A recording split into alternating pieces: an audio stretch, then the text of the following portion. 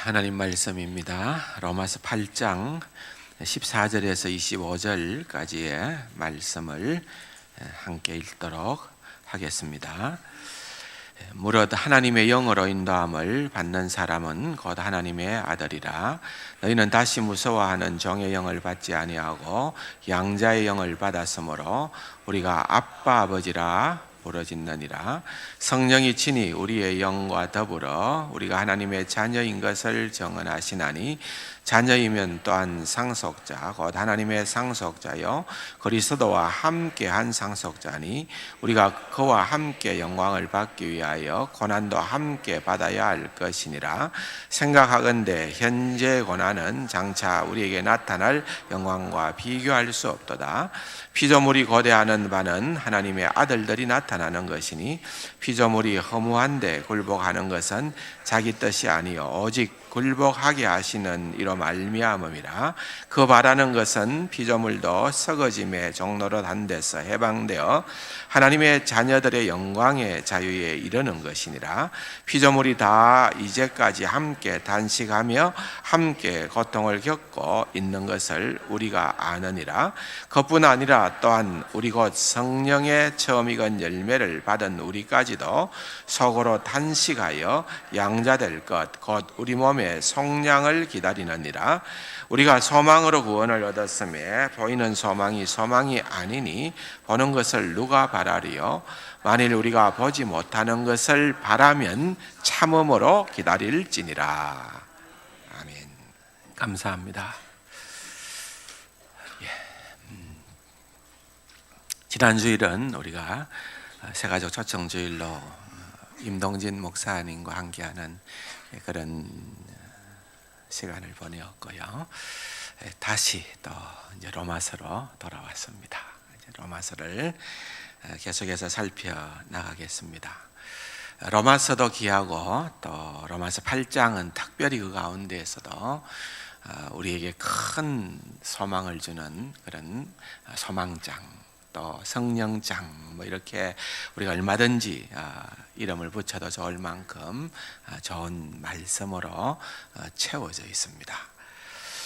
특별히 오늘 이제 저희들이 14절에서 25절까지의 말씀을 중심으로 살펴보려고 그러는데 성령님께서 우리에게 어떤 역할과 어떤 축복을 주시는가 할 때에 성령께서 우리로 하여금 하나님의 아들이라는 이 신분, 하나님의 자녀의 신분에 대해서 확정해 주시고 또한 우리에게 그런 깊은 확신을 주신다는 겁니다. 제목을 보면은 오늘 제목이 나는 하나님의 뭐라고요? 자녀입니다. 우리 옆에 계신 분들하고 서로 한번 우렁차게 한번 나누어 보십시오. 나는 하나님의 자녀입니다. 나는 하나님의 자녀라는 것. 여러분 우리의 뭐 여러 가지 많은 수많은 타이틀도 좋습니다만은 가장 최고의 타이틀은 나는 하나님의 자녀다. 이거 오늘 공부 좀 하려고 그러는 거예요.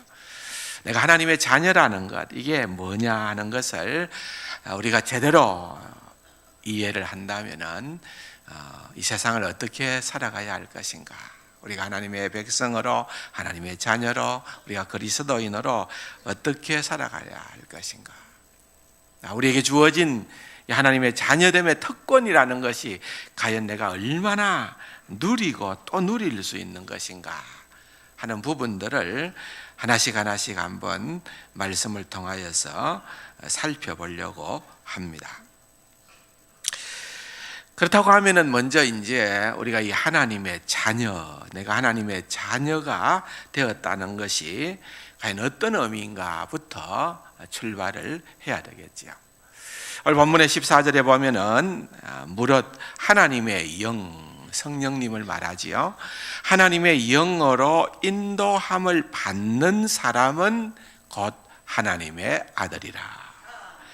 하나님의 영으로 인도함을 받는 사람. 또 16절에 보면은 성령이 친히 우리의 영과 더불어 우리가 하나님의 자녀인 것을 정언하시나니 그랬습니다.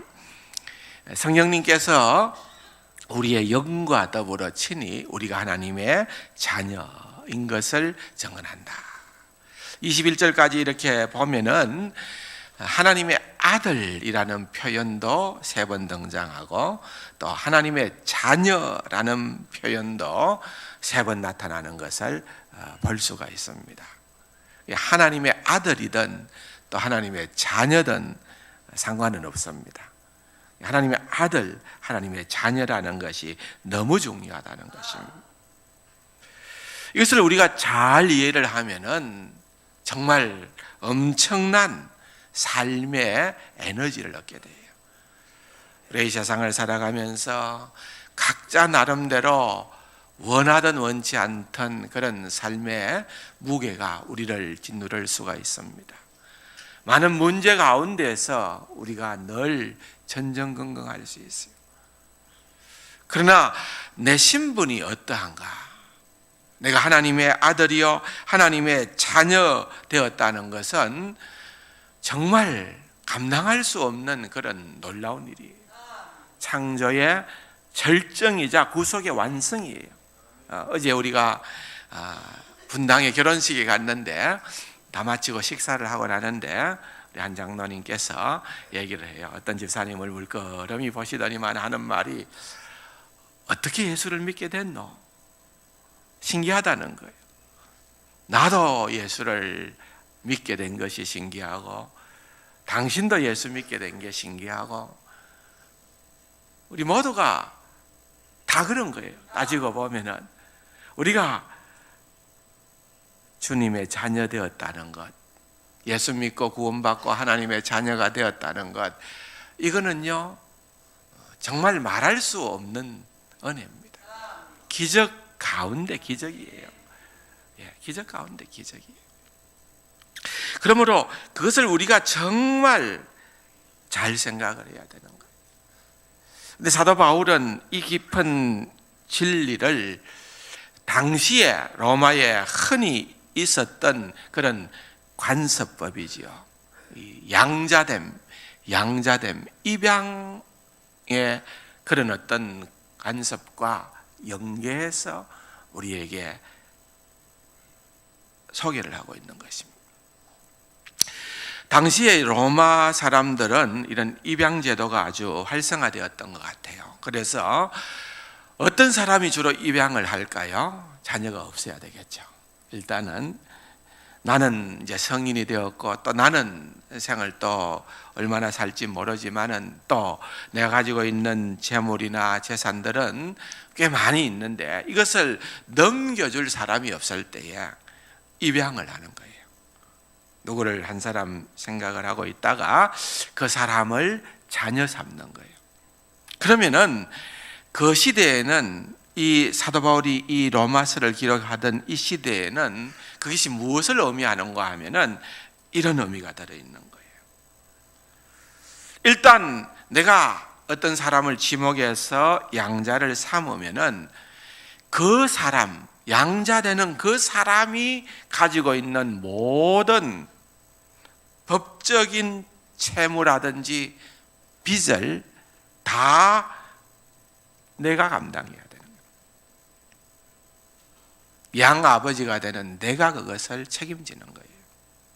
그러니까 양아들의 입장에서는 갑자기 빚이 사라져 버리는 거예요. 어떤 채무도 자유롭게 되는 것입니다.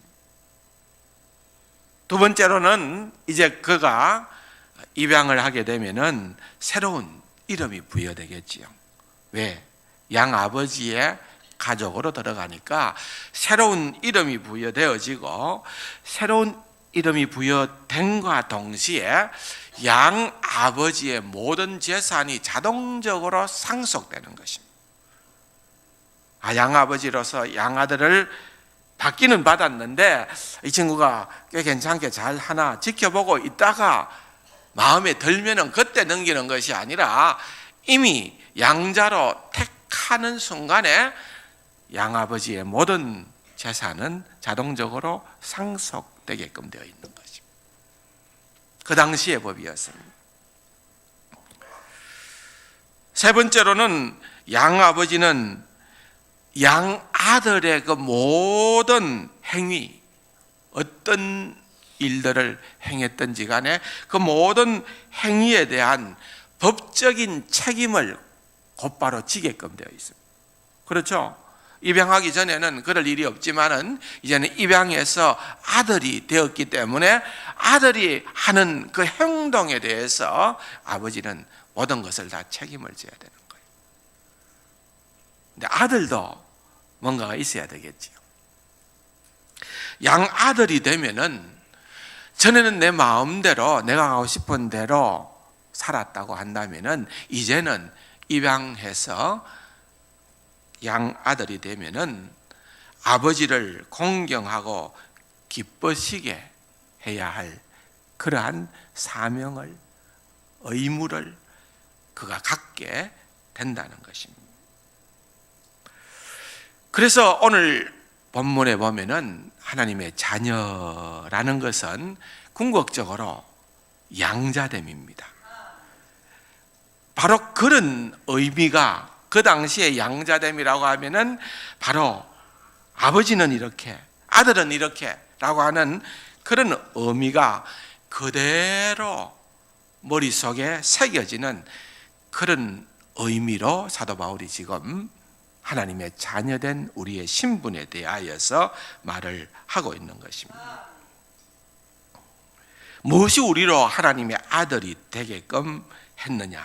오늘 14절의 본문에 보면은 하나님의 아들은 하나님의 영을 소유했다고 명확하게 말을 합니다. 하나님의 영으로 인도함을 받는 사람은,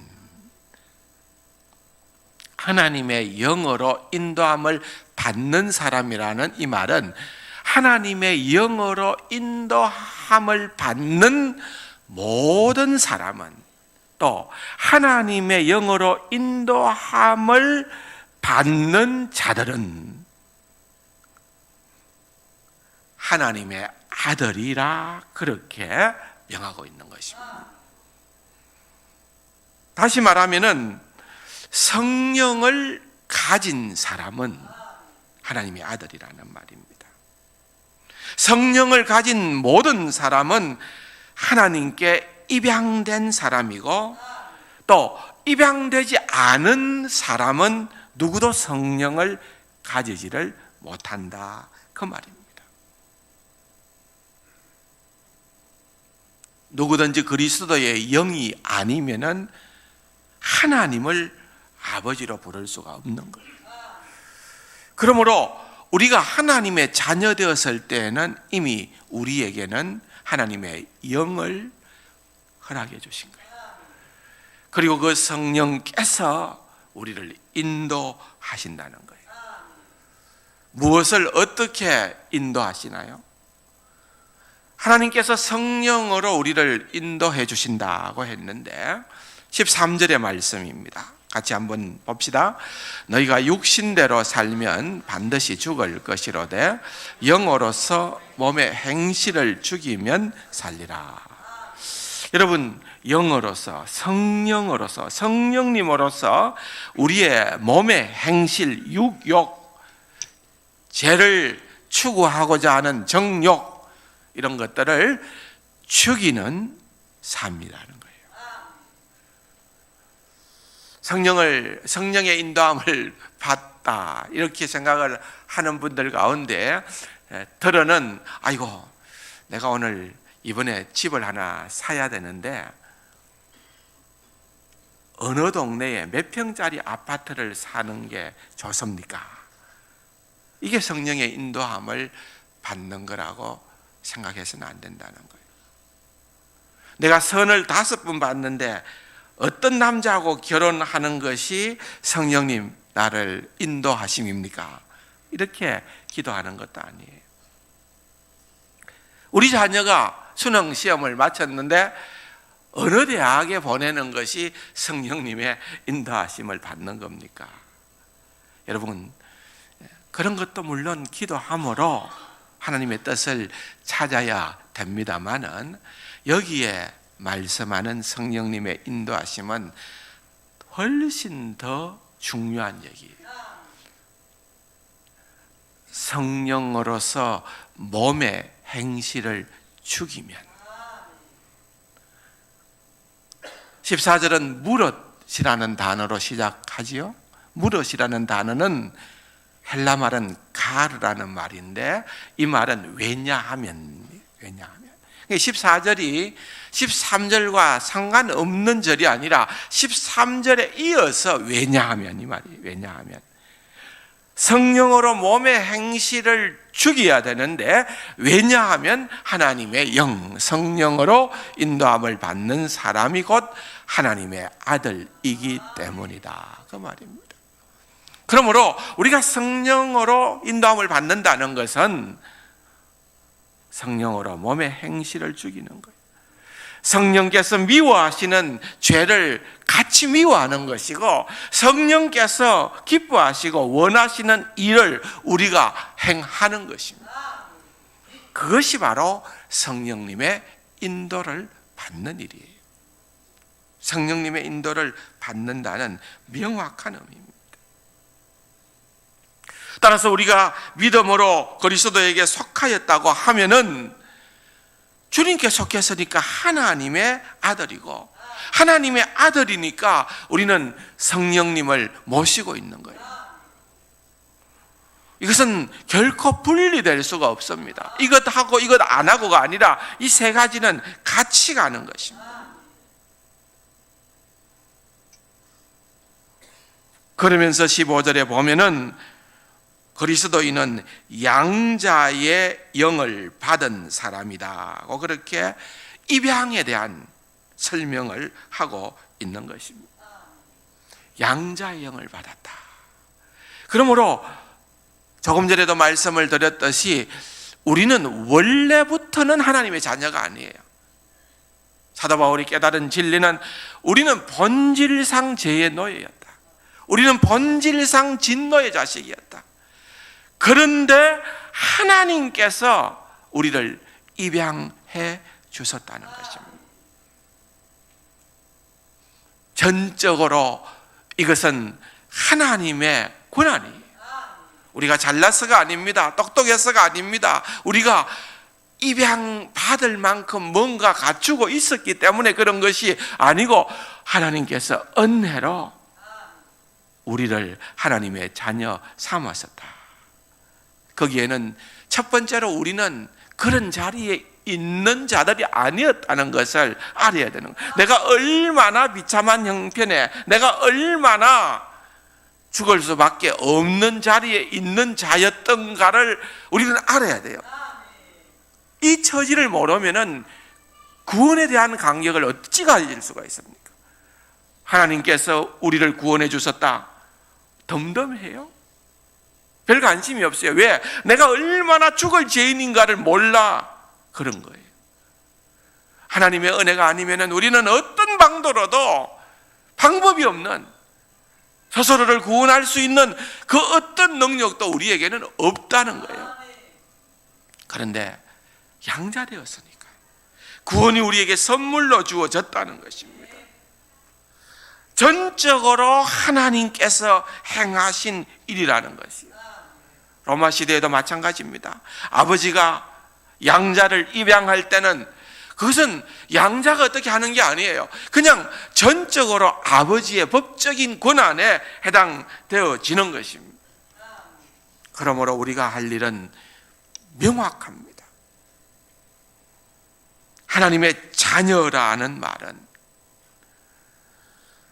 우리에게 있어서 주어지는 모든 것들이 우리가 그리스도를 나의 구세주로, 나의 구원자로, 그리고 내 삶의 주인으로 영접한 자들을 위하여서 허락해 주시는 은혜라는 겁니다.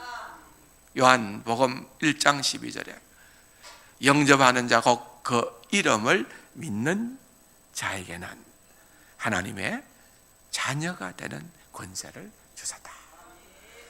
영접하는 자, 곧 그 이름, 예수 그리스도의 이름을 믿는 자에게는 하나님의 자녀가 되는 권세를 주었다. 여러분, 우리가 하나님의 자녀라는 거예요. 덤덤한데요. 생각보다 당연하다요 생각합니까? 내쯤이면 하나님께서 날 삼아주셔야 된다 이래 생각하십니까? 내쯤이면 하나님께서 날 하나님의 자녀 삼지 않으면 하나님 손해입니다 이렇게 합니까? 하나님 자녀 되었다는 거, 덤덤한 이유가 있어요. 이 하나님의 자녀가 어떤 자인가, 어떤 특권이 있는가를 여러분들이 지금 아직 다 깨닫지 못했기 때문에 뭐 그게 별게냐 이렇게 생각할 수 있어요. 우리 너무 여러분 이 신앙도 사실은 보이지 않는 세계가 훨씬 크고 중요한 세계인데 우리가 너무 모든 것을 물질적인 가치 기준을 갖고 있어요. 예수 믿으면 떡이 나오나, 예수 믿으면 뭐 밥이 나오나, 예수 믿으면 뭐 로또 당첨되나, 자꾸 이런 세상적인 것과 비교하다 보니까 뭐 예수 믿어도 별거 없거든. 내보다 예수 안 믿어도 잘 사는 사람들, 떵떵거리는 사람들 너무 많거든. 그러니까 예수 믿고 하나님의 자녀 됐다는 게 그게 왜? 뭔데? 이럴 수 있다는 거예요. 근데 여러분, 우리가요, 이게 가치로 비교할 수 없어요. 자, 지금부터 제가 설명을 드립니다. 내가 어떤 존재인가, 하나님의 자녀가 어떤 특권을 가지고 있는가. 여러분, 하나님 자녀 아닌 사람 없잖아요. 여기 있는 모든 사람들은 다 하나님의 자녀인 줄로 믿습니다. 그러면은 하나님의 자녀로서 내가 어떤 특권을 가지고 있는가, 지금부터 정신을 번쩍 차리고 한번 들어보세요. 15절 말씀입니다. 같이 읽어봅시다. 너희는 다시 무서워하는 종의 영을 받지 아니하고 양자의 영을 받았으므로 우리가 아빠 아버지라고 부르짖느니라. 첫 번째는 안전함입니다. 안전함이에요. 종은 불안합니다. 아무리 일을 열심히 해도 때로는 병들 수도 있고, 때로는 주인의 어들을 놓칠 수도 있고, 때로는 게으를 수도 있고, 그럴 때마다 불안한 거예요. 주인이 언제 나를 내칠 줄 모르니까. 근데 아들은 왜 그래 당당합니까? 아들은 그렇게 잘못을 해도 아버지가 나를 쫓아내지는 않을 거라는 확신이 있습니다. 여러분, 자식 쫓아내 봤습니까? 자식이 아무리 못해도, 잘못해도 부모와 자식은 그런 관계가 아니기 때문에 그렇습니다. 그러므로 우리가 종의 영이 아니라, 나중에 좀 더 설명하겠습니다, 양자의 영을 받고 하나님의 자녀가 되었을 때에는 우리는 하나님의 자녀이므로, 하나님의 아들이므로, 여러분, 우리는 안정해도 좋은 거예요. 두려워할 이유가 없어요. 두려움이라는 단어는 우리하고 어울리는 단어가 아니에요. 겁낸다는 단어는 우리하고 어울리는 단어가 아니라니까요. 안전. 그것이 먼저 우리는 우리 주 예수 그리스도로 말미암아 얻게 되어진 이 영원한 생명, 여러분, 이게 이제 앞으로 더 깊이 깨닫게 되겠지만 이 영생에 대한 것은 결단코 놓칠 수가 없다. 안전입니다.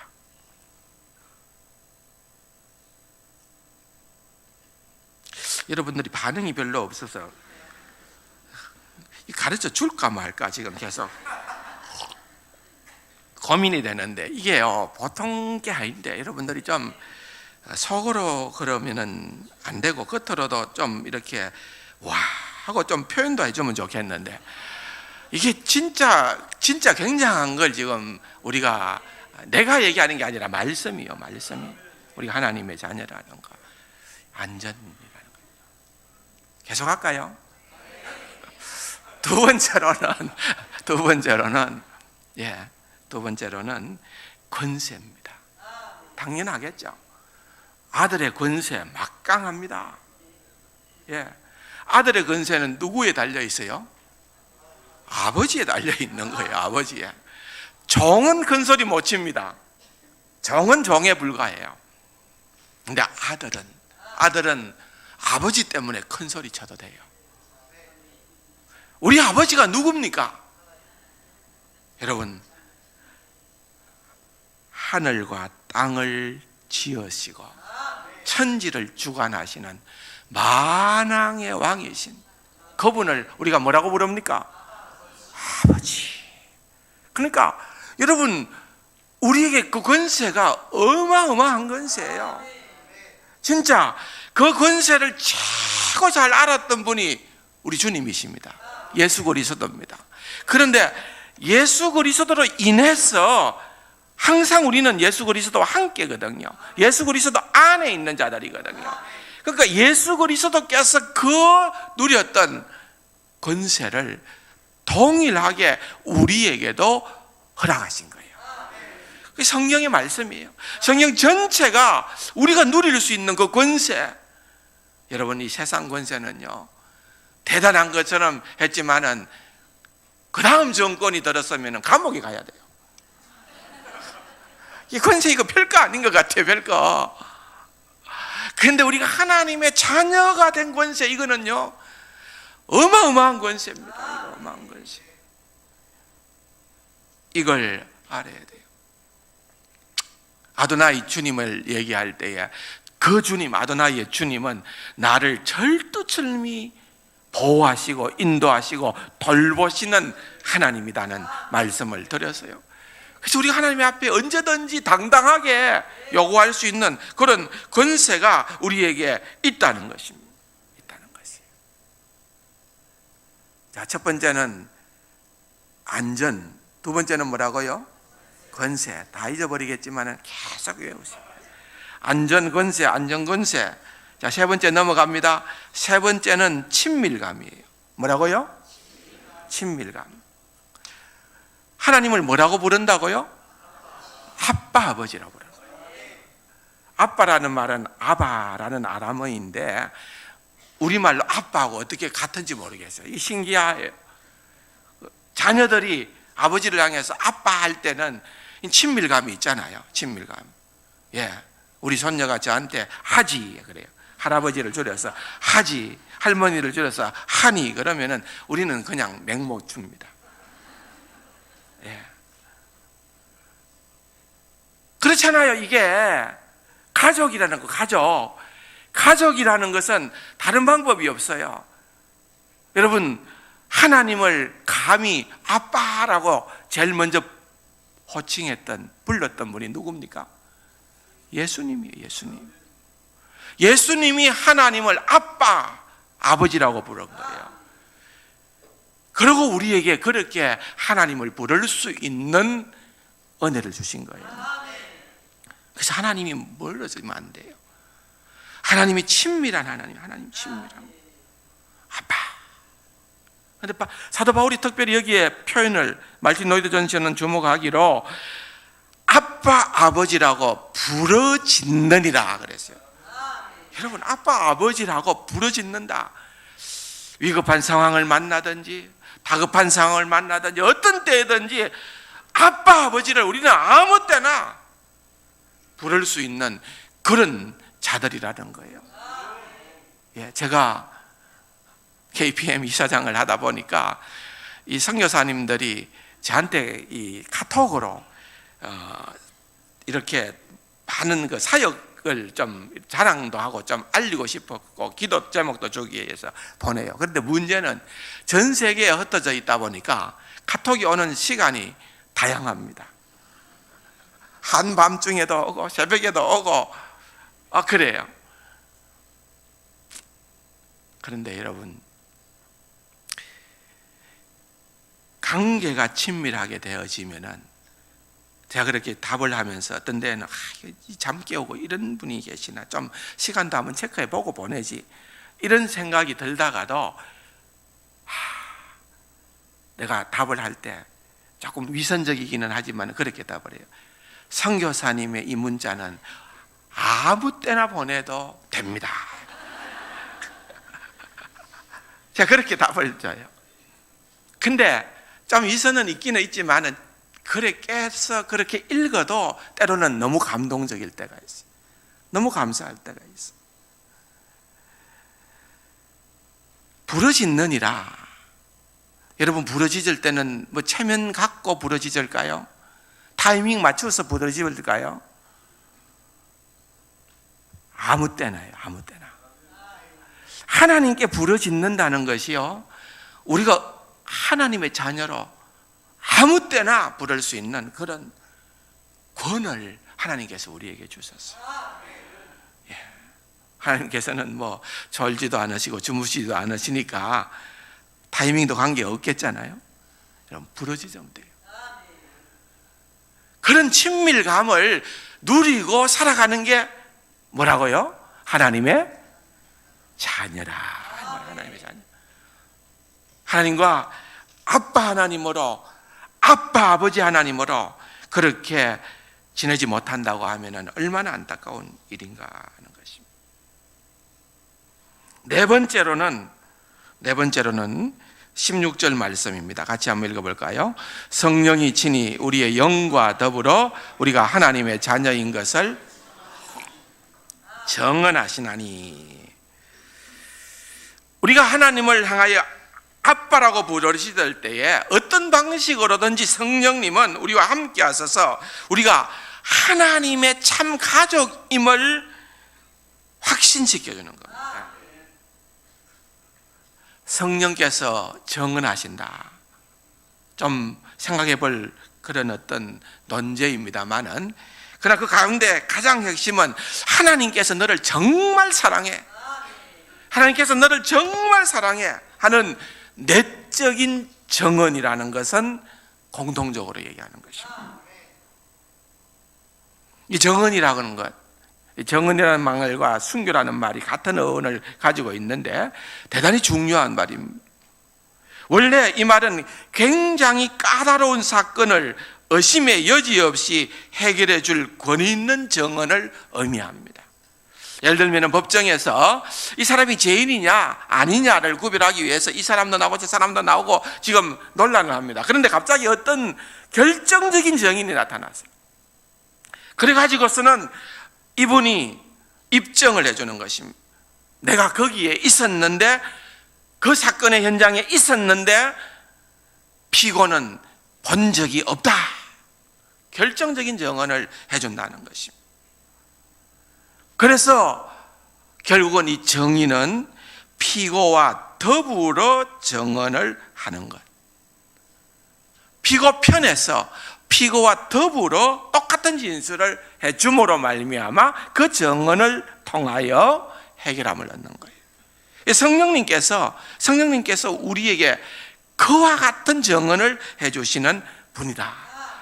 우리가 하나님의 자녀다. 너는 하나님의 사랑받는 하나님의 자녀야 라고 하는 이 분명한 확신을 우리에게 심어다 주는 것입니다. 하나님의 자녀의 특권.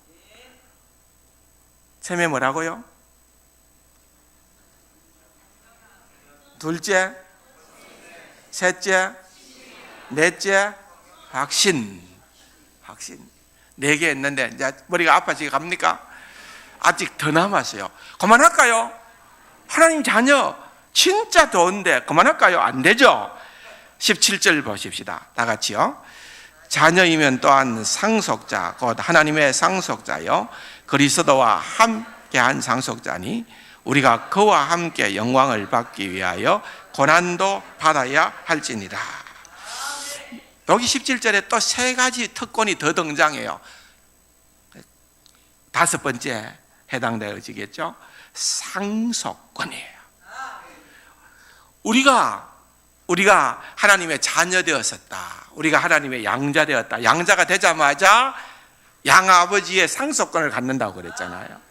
그러니까 우리가 하나님의 자녀 되었다라고 하는 것은 우리가 그런 의미가 있다는 거예요. 세상적으로는 가문의 이름도 있고 재산의 가장 큰 몫도 차지하는 것. 그런 것처럼 우리 그리스도인들은 하나님의 상속자라고 한다면은 부모의 재산 가운데에서 가장 큰 몫을 차지하는 그런 의미가 들어있는 거예요. 기적 같은 일이에요.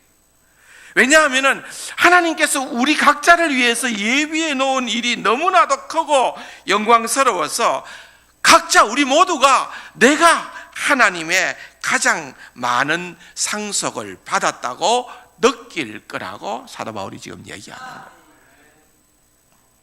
상속자. 우리가 상속자라는 거예요. 원래 하나님의 것을 상속받는 사람은 독생하신 아들 예수 그리스도 밖에 없어요. 유일한 상속자예요. 그런데 여러분 보세요. 우리가 17절에 보면은 자녀이면 또한 상속자, 곧 하나님의 상속자요. 그 다음에 보니까 그리스도와 함께 한 상속자다. 우리가 그리스도 안에 있는 자들입니다. 그리스도와 함께 한 자들입니다. 그렇기 때문에 그리스도에게 주어진 그 모든 상속이 곧 우리에게도 동일하게 적용되어진다는 것입니다. 이것이 얼마나 크고 이것이 얼마나 놀라운 일이냐는 것입니다. 두 가지가 더 있습니다. 그 다음에는 보십시오. 17절에 보면은 상속자니 우리가 그와 함께 영광을 받기 위하여 고난도 뭐라고요? 함께 받아야 할지니라. 여섯 번째 한번 따라 합시다. 단련. 여러분 싫어하죠? 하나님의 자녀면은 뭐든지 형통하고 잘 돼야 되는데 고난 얘기하면 싫어하죠. 근데 여러분 하나님의 자녀는 결국은 주님 가신 길을 가야 됩니다. 그렇기 때문에 고난이 있어요. 그 고난은요, 그 다음 18절에 보면은 다 같이 읽어봅시다. 너무나도 소망스러운 말씀이기 때문에요. 생각하건대 현지의 고난은 장차 우리에게 나타날 영광과 좋게 비교할 수 없도다. 여러분 고난은 있어요. 고난. 여러분 예수님도 고난 당하셨어요. 그러므로 고난을 당함으로 말미암아서 우리가 하나님의 백성으로서 고난을 당함으로 말미암아서 이 고난 통해서 손해보고 허무하게 되어지고 낙심하게 되어지고 생을 포기하게 되어지고 이런 자들이 아니라 이 고난을 통해서 우리가 더 단단하게 되는 거예요. 단련되는 거예요.